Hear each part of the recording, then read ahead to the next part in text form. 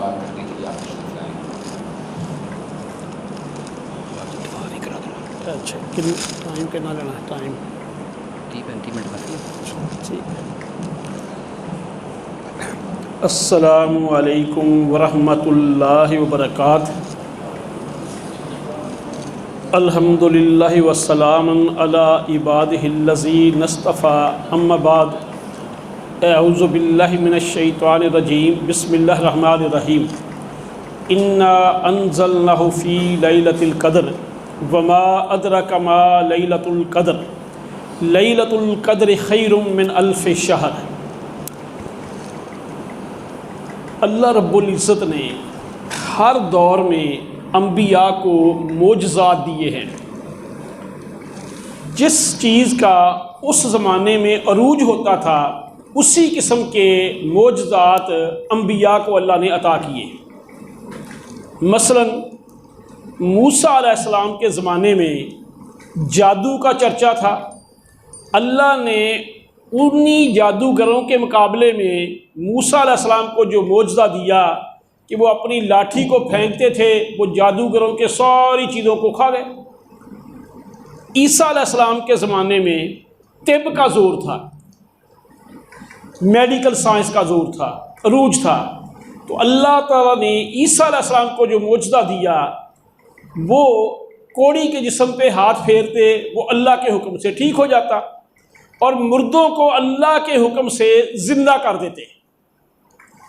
امام الانبیاء حضرت محمد الرسول صلی اللہ علیہ وسلم کے دور کے اندر فصاحت اور بلاغت کا دور تھا، بڑے فصیح اور بلیغ لوگ تھے۔ عکاظ کے مقام پہ ایک میلہ لگا کرتا تھا جہاں پہ مختلف شاعروں کا کلام لٹکایا جاتا تھا۔ کسی نے وہاں پہ انا اعطیناک الکوثر یہ چھوٹی سی سورہ لکھ کے لٹکا دی، تو جب ان کا شاعر جج آیا، دیکھتے دیکھتے وہاں کے رک گیا، کہنے لگا کہ یہ کسی بشر کا کلام نہیں، یہ کسی بشر کا کلام نہیں۔ اور پھر یہ سورہ کوثر بہت بڑا معجزہ اور یونیورسل ٹروتھ ہے۔ آپ کہیں گے کیسے؟ کہ شان نزول کیا ہے کہ آپ کے بیٹے ابراہیم رضی اللہ تعالیٰ عنہ اس دار فانی سے چلے گئے، تو مشرکین مکہ کہنے لگے کہ آپ کا تو کوئی نام لینے والا نہیں ہوگا، آپ کی تو نرینہ یعنی بیٹا ہی نہیں ہے، اولاد ہی نہیں ہے، صرف بیٹیاں ہیں۔ تو اللہ نے کہا کہ انا اعطیناک الکوثر، کہ اے نبی ہم نے تمہیں کوثر دی ہے، یعنی خیر کثیر، اتنا کچھ دیا ہے جس کی کوئی حد ہی نہیں۔ حوض کوثر بھی ہے، خیر کثیر بھی ہے۔ فصل لربک وانحر، تو اپنے رب کے لیے نماز پڑھ اور قربانی دے۔ ان شانئک ھو الابتر، تیرا جو دشمن ہے نا ان کا نام لیوا نہیں ہوگا۔ اب آپ ہی بتائیں، ابو جہل کی کوئی پارٹی ہوئی ہے اس کے مرنے کے بعد کبھی؟ ابو لہب کا کوئی نام لیتا ہے دنیا میں؟ اب ہندو لیتے ہیں، کمیونسٹ لیتے ہیں، یہ ڈنمارک والے جو محمد صلی اللہ علیہ وسلم کے خاکے شائع کرتے ہیں وہ لیتے ہیں۔ صدیوں پہلے جو قرآن نے کہا کیا وہ سچ ہے یا نہیں سچ؟ صدیاں بیت گئی، جیسے قرآن نے کہا کہ آپ کے دشمنوں کا کوئی نام لیوا نہیں ہوگا، کیا یہ سچ ہے یا جھوٹ ہے؟ قرآن یہ معجزہ ہے کہ نہیں ہے؟ اتنی صدیاں بیتنے کے باوجود جیسے قرآن نے کہا ویسے ہی ہے۔ اب ہم اگلی بات پہ آتے ہیں۔ ترمذی میں لمبی حدیث ہے، اس کے میں 2-3 جز آپ کے سامنے رکھوں گا۔ ایک تو اس میں ہے کہ قرآن کبھی پرانا نہیں ہوتا۔ ابھی الحمد شریف ہم ہر نماز کی ہر رکعت میں پڑھتے ہیں، نوافل ہوں، سنتے ہوں، فرض ہوں، کچھ بھی آپ نماز پڑھیں تو الحمد شریف پڑھتے ہیں۔ کبھی کسی بندے کا دل اکتایا؟ بلکہ اگر خشوع اور خضوع کے ساتھ نماز پڑھے تو پھر اس کے ذہن میں آتا ہے کہ جتنی قسم کی بھی تعریفیں ممکن ہیں وہ اللہ رب العالمین کے لیے ہیں، جتنی قسم کی بھی ممکن ہے۔ کیوں؟ کہ میں اور آپ ابھی نماز میں اللہ اکبر کہہ کے، فرضوں میں ہم 22 مرتبہ اللہ اکبر کہتے ہیں۔ کتنی مرتبہ؟ 22 مرتبہ۔ کہ اللہ بڑا ہے، کتنا بڑا ہے بھائی؟ کوئی ہمالیہ کی چوٹیوں کو بڑا سمجھتا ہے، کوئی سمندر کو بڑا سمجھتا ہے، کوئی کسی ملک کو بڑا سمجھتا ہے۔ اللہ کتنا بڑا ہے۔ یہ جو ہماری زمین ہے نا، زمین جس کے اوپر یہ سمندر ہیں، ہمالیہ ہے، دیگر ساری چیزیں ہیں، ہمارا جو نظام شمسی ہے نا، اس میں اس کی حیثیت نہ ہونے کے برابر ہے، یعنی اس میں کسی گنتی میں آتی ہی نہیں،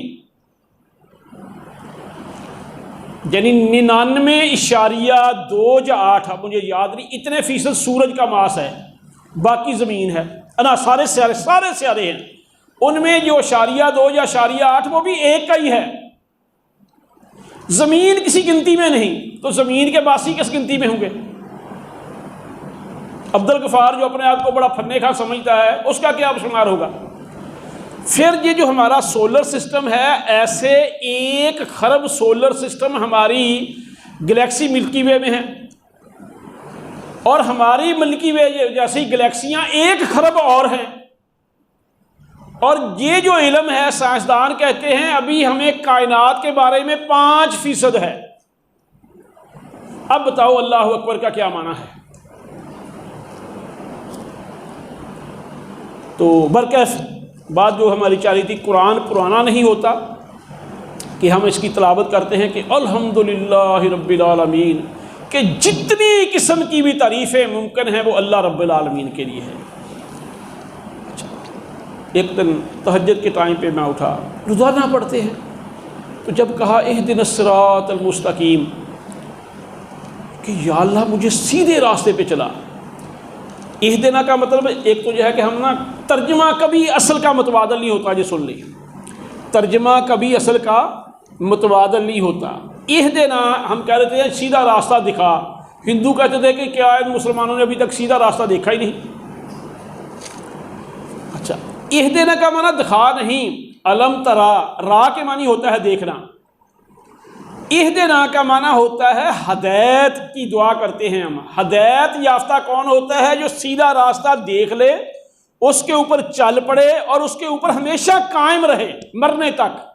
یہ ہم دعا کرتے ہیں کہ یا اللہ ہمیں سیدھا راستہ دکھا، اس پہ چلا اور مرنے تک ہمارا اسے قائم رکھ، ہمارا خاتمہ ایمان پہ کر۔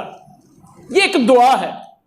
تو جب بندہ یہ سمجھ کے گہرائی سے پڑھتا ہے تو پھر اس کا مزہ ہی اور ہوتا ہے۔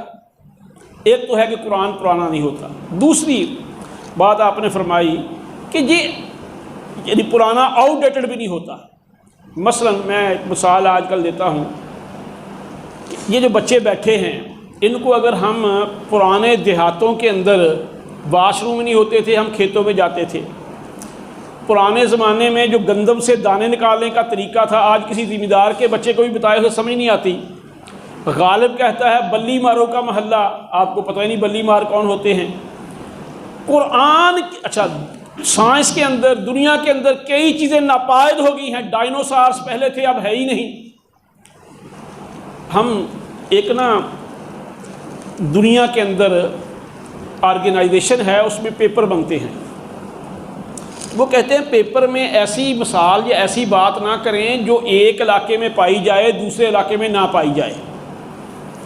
یہ مثلا گراؤنڈ ہاگ ایک جانور ہے، آپ کس کو پتا ہے؟ جی امریکہ میں پایا جاتا ہے۔ ببر ایک جانور ہے، آپ کو پتہ ہی نہیں کہاں پایا جاتا ہے۔ اب افغانی بچہ ہوگا فوری بتا دے گا ببر کیا ہوتا ہے، امریکی بچہ ہے تو وہ کہتے ہیں ایسی چیز کا نام لے جو دنیا کے سب لوگوں کے لیے برابر ہو۔ اور اب قرآن کو دیکھیے، قرآن نے مکڑی کا ذکر کیا، بتاؤ کوئی علاقہ ایسا ہے جن کو مکڑی کا نہ پتہ ہو؟ کوئی زمانہ ایسا تھا جس میں مکڑی نہ ہو یا آج تک ختم ہو گئی ہو؟ مکڑی کے جالے کی قرآن نے مثال دی ہے، کوئی بندہ محل میں رہنے والا، کوئی پکھی باز، وہ کہے گا کہ مکڑی کا جالا کیا ہوتا مجھے نہیں پتا۔ قرآن نے مکھی کی مثال دی ہے، کیا کوئی دنیا کا فرد، کوئی زمانہ، کوئی خطہ ایسا ہے یا کسی علمی لیول کا بندہ ہے جس کو مکھی کی سمجھ نہ آئے؟ اونٹ ہے، گائے ہے، بھیڑ ہے، بکری ہے، جو قرآن کے اندر ہے، جو محمد صلی اللہ علیہ وسلم کے فرمان کے اندر ہے، یہ زمانے کے لحاظ سے پرانا نہیں۔ پرانے زمانے کے لوگ بھی جانتے تھے، آج کے بھی جانتے ہیں، اور نہ ہی یہ چیزیں ناپائید ہوئی ہیں۔ اس لیے یہ کہتے ہیں کہ قرآن کبھی آؤٹ ڈیٹڈ نہیں ہوتا کہ یہ مثال آج کل فٹ نہیں آتی۔ مثلا اب سائنس بڑی ترقی کر گئی ہے، سائنسدانوں نے بڑی بڑی چیزیں بنا دی ہیں، مریخ پہ پہنچ گئے ہیں اپنی مشینوں کے ذریعے، خود تو نہیں، اور بہت کچھ آپ نے دیکھ لیا ہے۔ لیکن قرآن میں سورہ حج کے اندر اللہ نے چیلنج کیا کہ سارے مل کے مکھی نہیں بنا سکتے۔ چلو پہلے تو نہیں بنائی تھی، آج کل بنا لی ہے، کسی نے مکھی بنا لی سارے سائنسدانوں مل کے، اور یہ کہا کہ مکھی ان کے کھانے سے ذرہ لے کے اڑ جائے، یہ لے نہیں سکتے۔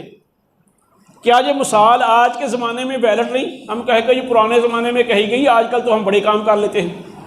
یہ بڑے بڑے سائنٹسٹ، یہ سٹیفن ہاکنگ جیسے، یہ ڈاکٹر قدیر یا اور، اگر یہ روٹی کھا رہے ہوں، کھانا کھیر کا ذرہ لے کے مکھی اڑ جائے، یہ واپس لے لیں گے۔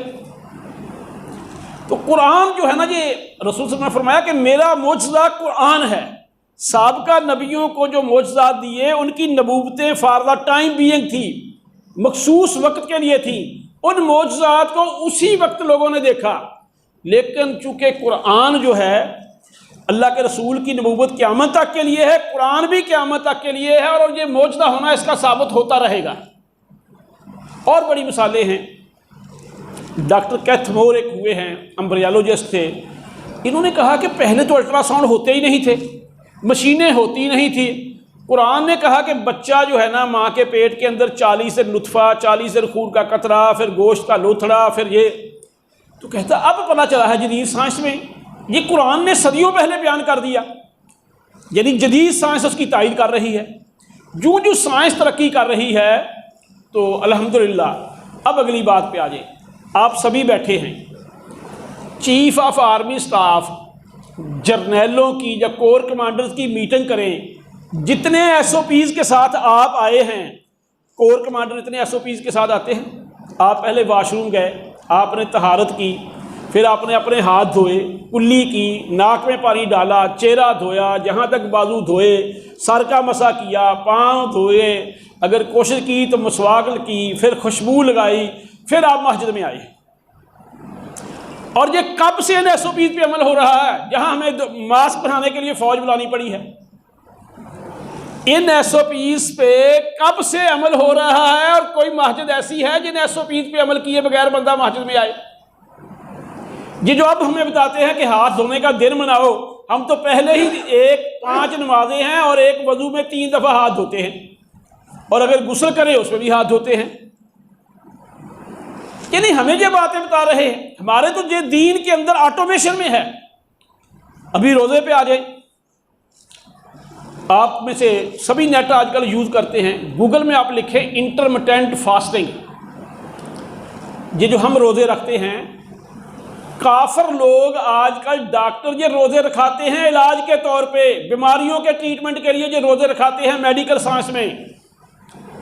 جاپان کے ایک سائنٹسٹ کو نوبل پرائز ملا ہے کینسر کے لیے حفاظتی تدابیر، یعنی کینسر کے چانسز کو کم کرنے کے لیے۔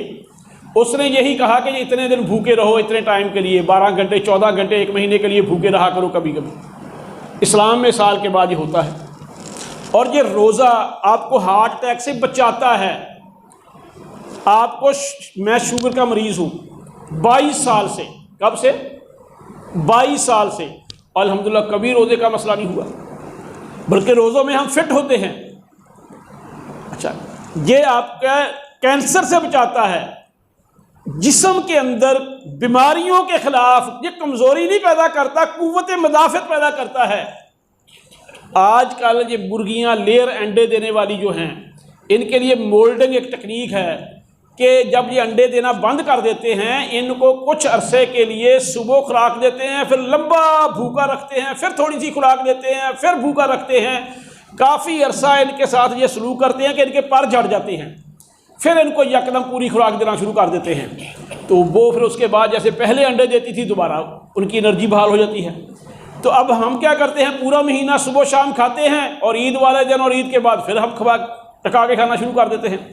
تو یہ جو آج کل سائنس کہہ رہی ہے، ہم نے اس لیے عمل نہیں کرنا ان چیزوں پہ کہ سائنس کہہ رہی ہے، ہم نے تو اس لیے کرنا ہے کہ ہمارے پیدا کرنے والے کا حکم ہے۔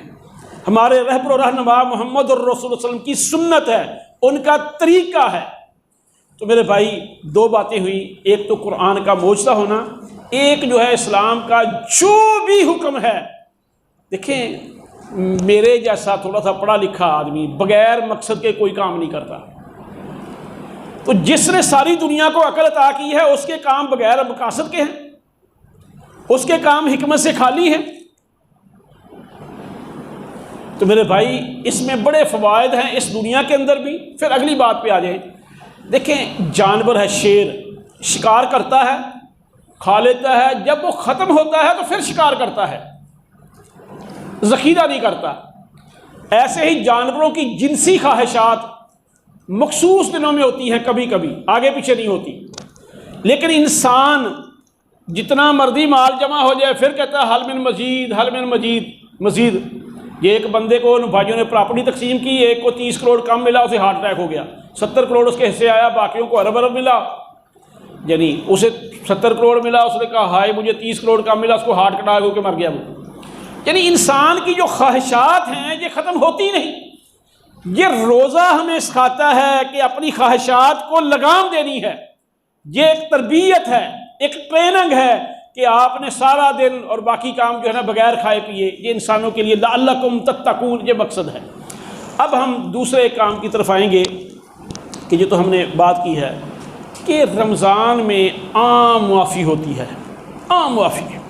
اب مجھ پہ قرضہ بڑا چڑھ گیا، لیکن کوئی ایسا گر نہیں کہ میں فوری قرضہ اتار دوں، قرضے سے زیادہ ہمارے گناہ ہیں، لیکن اللہ کے رسول صلی اللہ علیہ وسلم نے فرمایا من صام رمضان ایمانا و احتسابا، من قام رمضان ایمانا و احتسابا، من قام لیلۃ القدر ایمانا و احتسابا غفر له ما تقدم من ذنبہ۔ لیکن بات کیا کی ہے کہ ایمان کی حالت میں اور ثواب کی نیت سے۔ ایمان کے بغیر کوئی نیکی قابل قبول نہیں ہوتی، جیسے زمین کے بغیر پودا کاشت کرنے کی جگہ ہی نہیں ہوتی۔ زمین ہوگی تو پودا لگائیں گے، اور اگر زمین ہے اور ہے بنجر تو پھر بھی پودے نہیں اگتے۔ تو پہلی بات کہ ایمان کے بغیر کوئی نیکی نہیں ہو سکتی، اور اگر ایمان صحیح نہیں تب بھی کوئی اب نیکیاں ہوں گی وہ بھی ضائع ہو جائیں گی، وہ بیج ڈالیں گے بنجر زمین میں وہ بھی ضائع چلے جائے گا۔ اب بات ہے ہمارے ہاں لوگ سمجھتے نہیں، جو مانتا ہوں میں بس ٹھیک ہے جی جیسے کہہ دیا۔ دیکھیں مان لینا ایمان نہیں ہے۔ یہ چند نقطوں میں بات رکھوں گا۔ کیا عیسائی عیسیٰ علیہ السلام کو نہیں مانتے؟ کیا عیسائی مریم صدیقہ کو نہیں مانتے؟ کیا وہ کافر نہیں ہیں؟ ان کے کفر کی وجہ کیا ہے؟ کیا یہودی عزیر علیہ السلام کو نہیں مانتے؟ ایمان مان لینا نہیں، ایمان یہ ہے کہ جو اس کی صفات ہیں، جو جیسا ہے اس کو ویسا مانو۔ عیسیٰ علیہ السلام کو پیغمبر مانو، عیسیٰ علیہ السلام کو اللہ کی مخلوق مانو، اللہ کا بیٹا نہ مانو، اللہ کا جز نہ مانو۔ مریم صدیقہ کو اللہ کی بندی مانو، نیک عورت مانو، اللہ کی بیوی نہ مانو۔ ایمان کیا ہے کہ جو جیسا ہے اس کو ویسا مانو۔ اب وہ کیوں کافر ہوئے؟ نبیوں پہ غلط ایمان کی وجہ سے۔ پتھروں کو نہیں انہوں نے شریک بنایا، وہ بعد کی بات ہے، لیکن انبیاء پہ غلط ایمان کی بنا پہ کیا ہو گئے؟ کافر۔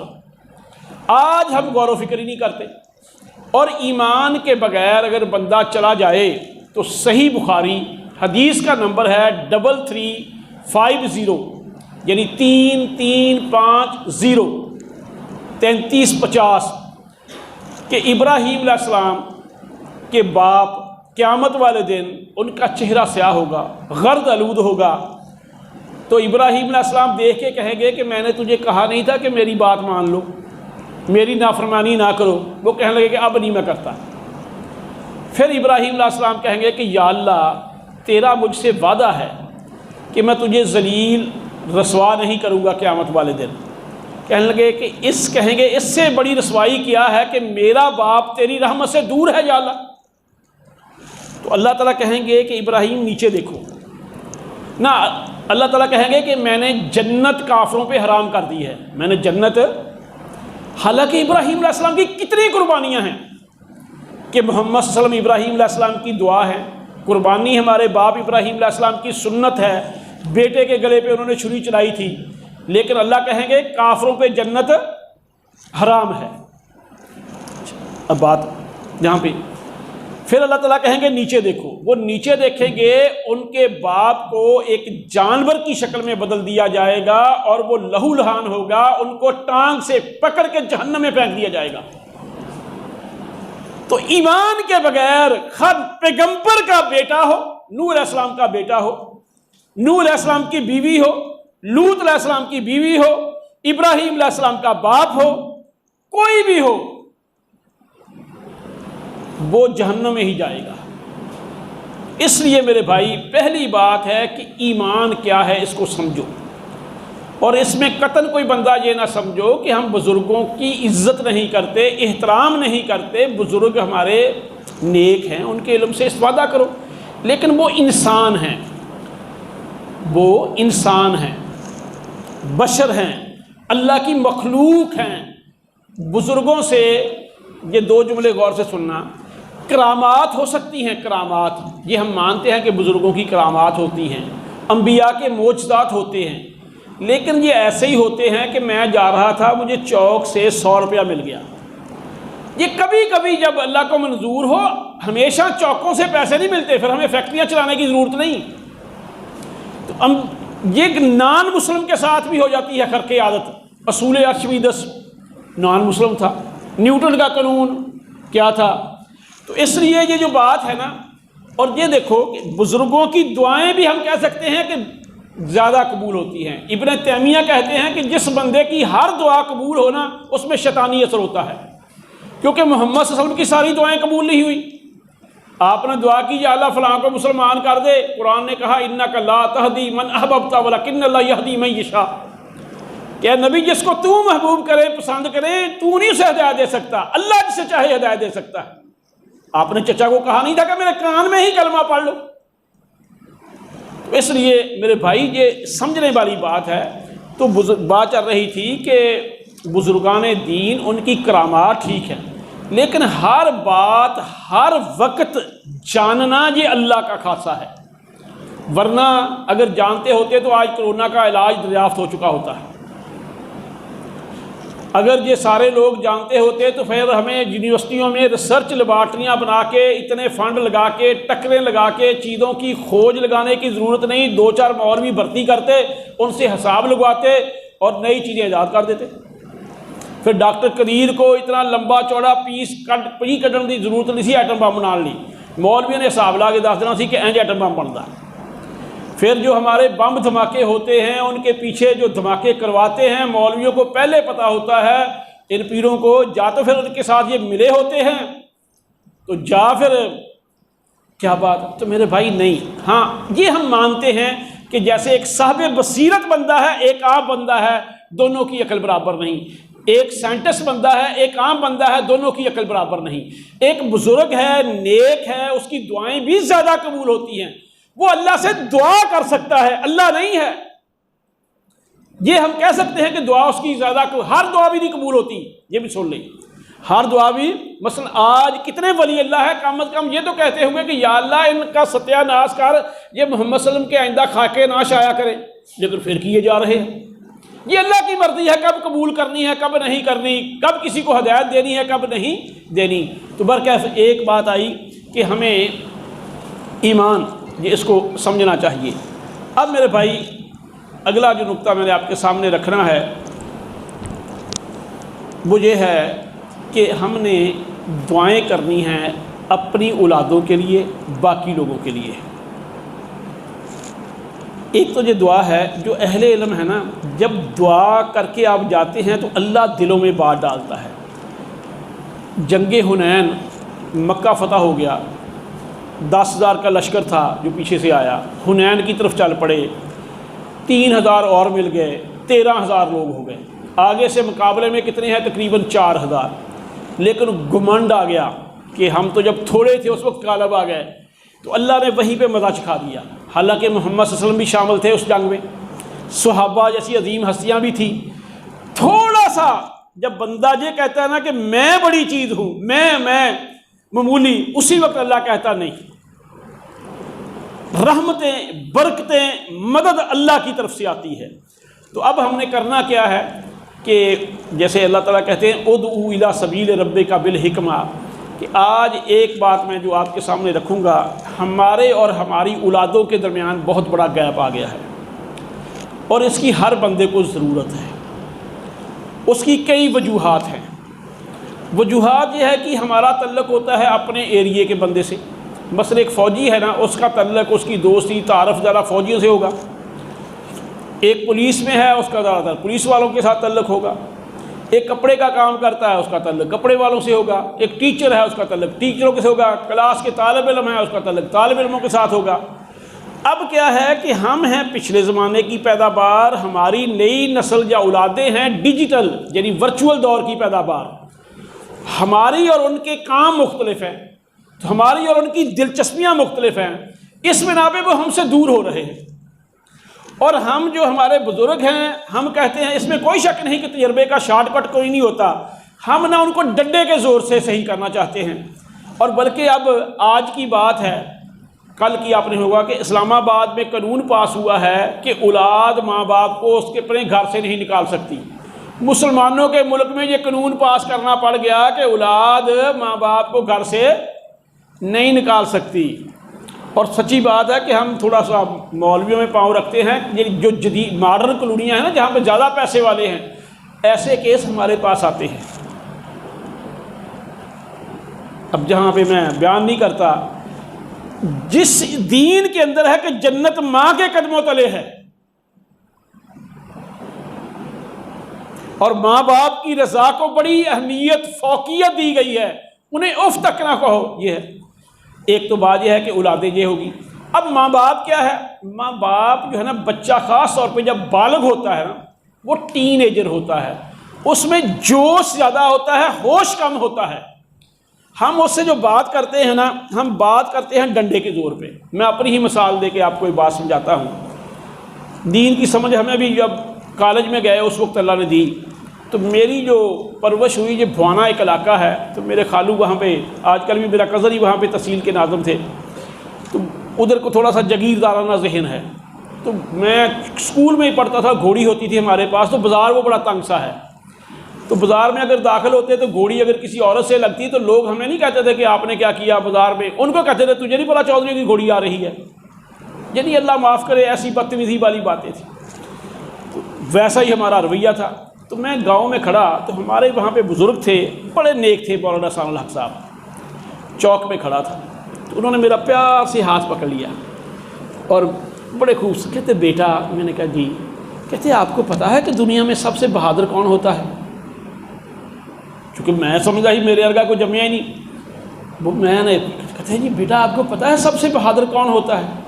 پھر وہ چپ، 3 دفعہ کہنے کے بعد کہتے ہیں بیٹا سب سے بہادر نبی ہوتے ہیں، نبی۔ اگر تیرے اندر جرت اور غیرت ہے نا تو نبیوں والے کام کر۔ یعنی انہوں نے میرے انر سیلف کو جھنجھوڑا، ضمیر کو جھنجھوڑا، مجھے ڈانٹا نہیں۔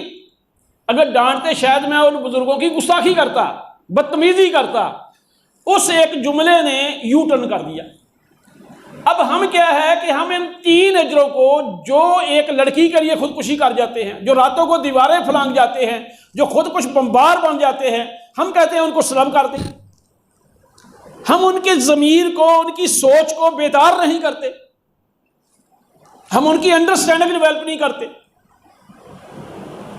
پھر میرے بھائی انقلاب دلائل سے آتا ہے۔ ہمارے اسلاف کا طریقہ کیا تھا؟ عباسی دور کے اندر اس وقت کے روم والوں نے ہمارے عالم کسی کو بلا لیا، بس تو ادھر سے ان کے پوپ اور پادری تھے، مناظروں کا دور تھا، اسٹیج سجا ہوا تھا، بادشاہ بیٹھے، باقی لوگ بیٹھے، تو جو ہمارے اہل علم گئے نا، وہ میرے جیسے کچھ سطحی علم رکھنے والے نہیں تھے، کیونکہ جتنا گہرا کسی کا علم ہوگا نا، اتنی ہی لوگوں کے مینٹل لیول کے مطابق عام فہم، سادہ انداز میں، لاجیکل بنیادوں پہ وہ بات کر سکے گا۔ اب وہاں پہ جب گئے، انہوں نے طنز کیا، کہنے لگے کہ تم وہ ہو جن کے نبی کی بیوی پہ زنا کی تہمت لگی تھی۔ طنز کیا، یعنی حضرت عائشہ کی طرف اشارہ کر کے انہوں نے کہا اب میرے جیسا ہوتا جب تھپڑ مارتا وہاں پہ لڑائی ہوتی اور کیا ہونا تھا، یا کہتا میں نے مر جانا ہے یا مار دینا ہے۔ اب وہ چونکہ صاحب بصیرت تھے، اللہ نے علم دیا تھا، خاموش رہے۔ کہنے لگے کہ دو عورتوں پہ لگی تھی، ایک شادی شدہ تھی ایک غیر شادی شدہ تھی، دونوں کی پاک دامنی اللہ نے قرآن میں بیان کر دی ہے، یعنی مریم صدیقہ پہ بھی لگی تھی جن کو تم مانتے ہو، اور حضرت عائشہ پہ بھی لگی تھی، دونوں کی پاک دامنی قرآن نے بیان کر دی ہے۔ اب کتنے سنجیدہ انداز میں جذبات کو یعنی غصہ دلائے بغیر تھوڑی دیر کے بعد کہنے لگے پوپ کو کہ کیا حال ہے، آپ ٹھیک ہے؟ اب دیکھو اس نے کیا کہا، اسے کیا کہہ رہے ہیں، ٹھیک ہے، خیریت سے ہیں، گھر خیریت ہے، بیوی بچوں کا حال کیا ہے؟ اب آپ کے شاید علم میں نہ ہو، پوپ جو ہے نا وہ شادی نہیں کرا سکتا، پوپ اور پادری جو ہے نا یہ شادی نہیں کراتے، نہ ان کی وہ عورتیں جو ہوتی ہیں راہبہ۔ جب انہوں نے کہا نا کہ آپ کہتے ہو پوپ کی شان کے لائق کب ہے کہ اس کے بچے ہوں، تم پوپ کے بارے میں کہتے ہو تمہارے بچوں کا حال کیا ہے، یہ تو پوپ کی انسلٹ ہے، گستاخی ہے۔ انہوں نے آگے سے کہا کہ پوپ کی شان کے خلاف ہے کہ اس کے بچے ہوں، اللہ کے تم بچے بنا رہے ہو۔ یعنی ایک جملے میں ان کی ساری عبارت گرا دی۔ اسے کہتے ہیں خیر الکلام کلا بدلہ۔ لیکن ہم لوگ کون ہیں؟ ایسے ہی ابن تیمیہ نے ایک نقطہ لکھا ہے، انہوں نے نوح علیہ السلام کے بیٹے کا واقعہ لا کے کہتے ہیں کہ جب نوح علیہ السلام نے کہا کہ بیٹا کشتی میں سوار ہو جا، وہی بچے گا جو کشتی میں، یہ وحی کا حکم تھا، تو بیٹے نے اپنی عقل استعمال کی، کہنے لگا نہیں میں پہاڑ پہ چڑھ جاؤں گا، جودی پہاڑ پہ چڑھ جاؤں گا۔ اب ہوا کیا؟ وہ کہتے ہیں جس نے وحی کے مقابلے میں پرسنل ذاتی عقل استعمال ہوئی کی، بیٹا غرق ہو گیا، اور وہی بچا جنہوں نے وحی پہ عمل کیا، خواہ وہ جانور ہی تھے، کچھ انسانوں کے ساتھ جانور بھی بچے، لیکن جن جانوروں نے وہ بات مان لی، کشتی میں سوار ہو گئے تو وہ بچ گئے، جو انسان ہوتے ہوئے جانوروں جیسے کام کرتے رہے وہ غرق ہو گئے۔ اور آج بھی میرے بھائی نقطہ کیا ہے کہ صحابہ جیسی عظیم پرسنالٹیز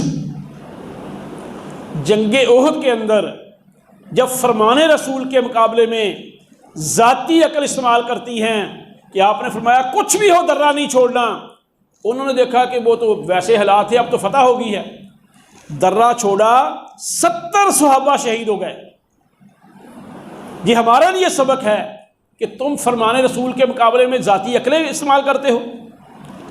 تو برکہ بات چل رہی تھی کہ ہم اپنی اولادوں سے پیار کریں، ان کو پیار سے سمجھائیں، دلائل سے سمجھائیں، اور بیٹوں کے سامنے بھی یہ گزارش ہے، ریکویسٹ ہے، دیکھیں یہ کوئی موبائل کون سا اچھا ہے، سوٹ کون سا اچھا ہے، برانڈ کون سا اچھا ہے، اور ہماری ساری سوچیں توانائیاں کن کاموں پہ لگ رہی ہیں، وقت ہمارا ضائع ہو رہا ہے۔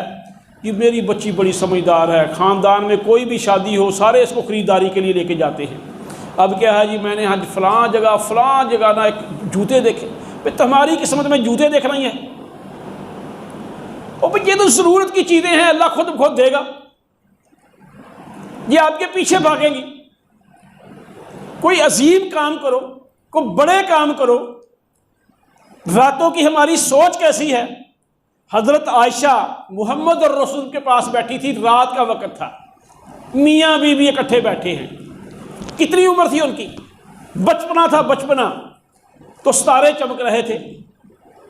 کہنے لگی کہ اللہ کے رسول ان ستاروں کے برابر بھی کسی کی نیکیاں ہیں؟ یہ نہیں کہا کہ میرے سوٹ نہیں، ہمارے گھر میں آگ نہیں جلتی، اتنی کسی کے پاس دولت ہے، فلاں ہے، گاڑیاں کتنے ہیں، مربے کتنے ہیں، نیکیوں کی بات ہو رہی ہے۔ حالانکہ میاں بیوی وہ میاں بیوی والی باتیں ہو سکتی، لیکن اس وقت بھی کیا اتنی کسی کی نیکیاں ہیں؟ تو آپ نے فرمایا کہ عمر بن خطاب کی ہیں۔ پھر کمپٹیشن نیکیوں میں تھا، فاستبقوا الخیرات۔ کہنے لگی ہائے میرا باپ تو پیچھے رہ گیا، ابو بکر صدیق تو پیچھے رہ گئے نیکیوں میں۔ آپ نے فرمایا نہیں، تیرے باپ کی ایک رات کی نیکیاں جو غار میں انہوں نے میرے ساتھ گزاری ہے وہ آسمان کے ستاروں سے زیادہ ہے۔ میرے بھائی یہ تھی ان لوگوں کی سوچیں، ویسے نہیں مقام ملا، وہ کہتے ہیں آجز مہندی سعادت سہندی تے تد تلیاں تے چڑھ بہندی. یہ مہندی پہلے قربانیاں دیتی ہے، پس پس کے ریزہ ہوتی ہے، پھر انسانوں کی ہتھیلیوں پہ چڑھتی ہے. تن من چیر چراوے آجز کنگی تے تد والاں بچ رچ بہندی. کنگھی کا تن چیر ہوتا ہے تو تب لوگوں کے سروں پہ چڑھ کے بیٹھتی ہے. صحابہ کو ویسے ہی نہیں مقام مل گیا، قربانیوں کی بنا پہ مقام ملا ہے، دین کی خدمت کی بنا پہ مقام ملا ہے. اور دائمی مقام، دائمی وقار انہی لوگوں کو ملتا ہے جو دین کے خادم ہوں. تو میرے بھائی آج اس رات میں ہم نے یہ دعا کرنی ہے کہ اللہ ہماری اولادوں کو صحیح معنوں میں ہمارا جانشین بنائے. اور یاد رکھیں اگر ہماری اولادیں ہمارے نظریات پہ نہ ہوں تو پھر وہ ہماری نہیں. نوح علیہ السلام کو اللہ نے کیا کہا؟ اِنَّهُ لَيْسَ مِنْ أَهْلِكَ، اِنَّهُ لَيْسَ مِنْ أَهْلِكَ، یہ تیرے اہل و عیال میں سے نہیں. اِنَّهُ عَمَلُ غَيْرُ صالح، اس کے عمل صالح نہیں، بد ہے. اگر میرا بیٹا وہ بلڈ ریلیشن تو آپ کہہ سکتے ہیں، اگر وہ میرا صحیح وارث نہیں ہے تو پھر وہ ہمارا نہیں ہے. اور میرے بھائی آج کل ہو کیا رہا ہے؟ وہ جغرافیائی حدیں ختم ہو گئی ہیں، ہماری سوچیں کیسی ہو گئی ہیں، کہاں ہو گئے ہیں. یہ اسلام آباد میں جو قانون پاس ہوا کہ مسلم معاشرے میں بھی ایسے قانونوں کی ضرورت تھی، اور پھر جو ہم آج کل نقل لگاتے ہیں، یہ آپ برا نہ محسوس پائیں، مطلب ہم ذاتی عقل استعمال ہی نہیں کرتے. گھر کیسا بنانا ہے جیسے ٹی وی پہ بتایا جا رہا ہے، چائے کیسی پینی ہے جیسے ٹی وی پہ بتایا جا رہا ہے، سوٹ باقی کام کیسے جہاں پہ وہ نکال ہیں. سوچتے ہی نہیں کہ دیکھیں یہ میرا دایاں بازو ہے، یہ بایاں ہے، یہ طاقتور کیوں ہے، یہ استعمال ہوتا ہے. ہم جب دماغ ہی نہیں استعمال کرتے تو ہم نے کام کیا کرنا ہے؟ کنزیومر قومیں ترقی نہیں کر سکتی، پروڈیوسر قومیں ترقی کرتی ہیں، وہ ہم سوچتے ہی نہیں. تو ہم نے اپنے گھروں میں اتنے جنجال، سمپلسٹی کو ہم نے چھوڑ دیا، سادگی کو، اتنے تکلفات بنا رہی ہے کہ 2 مہمان آ جائیں کھانا کم ہوتا ہے، برتن زیادہ ہوتے ہیں، وہ مصیبت والا بنی ہوتی ہے. اور دیکھ لیں، آپ ہی بتائیں مجھے، اگر کسی کی زندگی کا 24واں حصہ جیل میں ہوئے گزرے، ہم کہیں گے یار بندہ بڑا جانا بد قسمت تھا کہ اس کے جیل اتنی کاٹی ہے. اور اگر لیٹرین میں گزرے، اور آج جتنے اپنے آپ کو ماڈرن سمجھنے والے ہیں صبح واش روم میں کتنا ٹائم لگاتے ہیں. دیکھیں زندگی اللہ نے ہمیں اسی کام کے لیے دی ہے. جب کسی قوم کا وقت ضائع ہو تو سمجھے کہ اللہ اس سے ناراض ہے. یہ حدیث کا مفہوم ہے. دیکھیں محمد اور رسول صلی اللہ علیہ وسلم کے شب و روز کو دیکھو کہ وہ کیسے تھے. جب آخری دنوں میں بیمار تھے تو اسامہ کا لشکر دے کے نہیں بھیجا تھا آپ نے؟ باہر جو پورے علاقے کی قیادت کیا کیا. ابو بکر صدیق رضی اللہ تعالیٰ عنہ جب ان کا آخری وقت تھا حضرت عمر کو بلاتے ہیں، کہتے طبیعت کچھ ایسی ہے شاید شام کو یا رات کو میں چلا جاؤں، یعنی مجھے نظر آ رہا ہے، تو میں نے ایک لشکر تیار کیا ہوا ہے، اگر میں شام کو فوت ہوا رات کو بھیج دینا، اگر رات کو فوت ہوا تو صبح سے پہلے بھیج دینا. تو رات کو ابو بکر صدیق فوت ہوئے، فجر سے پہلے لشکر روانہ کر دیا. یہ نہیں کہا کہ مسلمانوں کا بادشاہ فوت ہو گیا ہے، امیر المومنین ہے، ابھی یہ سارے کام ٹھپ کر دو بعد میں کریں گے. اسلام کی سربلندی والے کام جاری ہیں. اتنی بھی سستی نہیں کرتے تھے وہ. یہ ہمارے اسلاف کا طریقہ ہے. اور ہم کیا کر رہے ہیں؟ محمد اور رسول صلی اللہ علیہ وسلم نے کتنی جنگیں لڑی تھی، دنیا کا کوئی فرد لڑ سکا؟ کتنے ٹائم میں کتنی جنگیں لڑی تھی. ہم کیا کر رہے ہیں؟ یہ بڑے جس زندگی کے ایک دن کا ستیہ ناش کر دیں، ہم کہتے جی ہاں ہو کرے بڑے مزے کیے. میرے بھائی یہ زندگی دوبارہ نہیں ملے گی، یہ غنیمت ہے. تو اس کے لیے اللہ سے دعا کرو کہ اللہ مجھے محمد صلی اللہ علیہ وسلم کا سچا امتی بنا دے، آپ کے طریقے پہ چلنے والا بنا دے. تو پھر انشاءاللہ میرے بھائی آپ کی یہ دنیا بھی بہتر ہوگی، آپ کی آخرت بھی بہتر ہوگی. اللہ مجھے اور آپ کو عمل کرنے کی توفیق عطا فرمائے. اللہ ہم سب کی پریشانیاں دور فرمائے. دعا کریں کہ یہ ہمارے جو حافظوں نے ماشاءاللہ قرآن سنایا ہے، ان کا سنانا، سننے والوں کا سننا، اہتمام اور بندوبست کرنے والوں کا اللہ تعالیٰ بندوبست قبول فرمائے. اللہ ہماری نمازیں، ہمارے قیام یہ قبول فرمائے اور ہم سب کو معاف فرمائے۔ اللہم انا نسألک بأننا نشہدک انک انت اللہ لا الہ الا انت الاحد الصمد الذی لم یلد ولم یولد ولم یکن لہ کفوا احد، لا الہ الا اللہ حلیم الکریم، لا الہ الا رب العرش العظیم، سبحان اللہ و بحمدہ و عدد خلقہ و رضا نفسہ و ذلت عرشہ و مداد کلماتہ، یا شافی الامراض اشف مرضنا مرض المسلمین، یا شافی الامراض اشف مرضنا مرض المسلمین،